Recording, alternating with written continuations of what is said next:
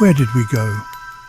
I look in the mirror and see a stranger, my father's hands, my own eyes, but inside I still feel like a boy in the wrong costume.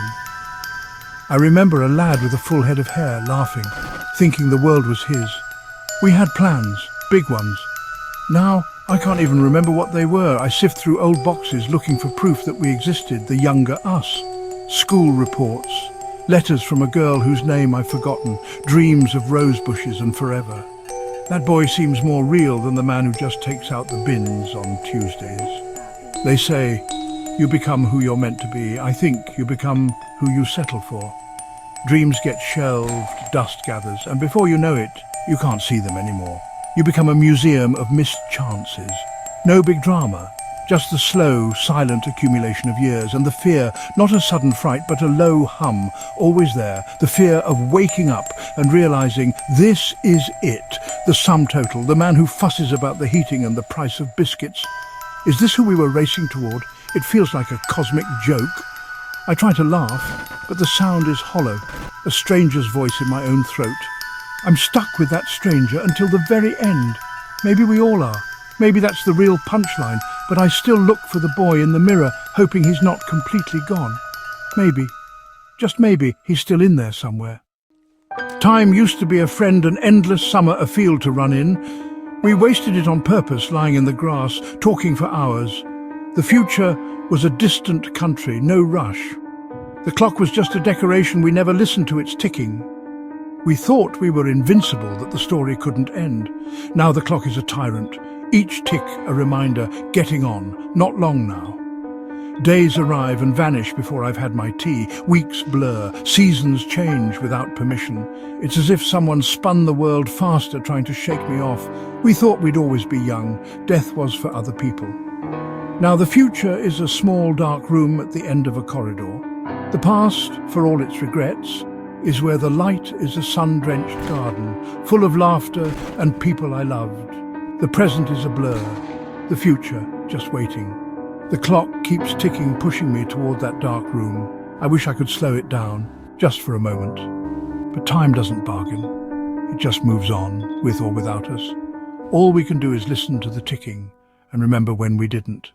That's the real treachery of clocks. Don't wait for happiness, they say, as if you can find it if you just look hard enough. I spent a lifetime waiting for the right moment, for things to get better, for a special occasion that never came. The promise of better days keeps you running, always looking ahead, never at the day you're in. The lie is that you have infinite tomorrows. You don't, only a finite number of todays.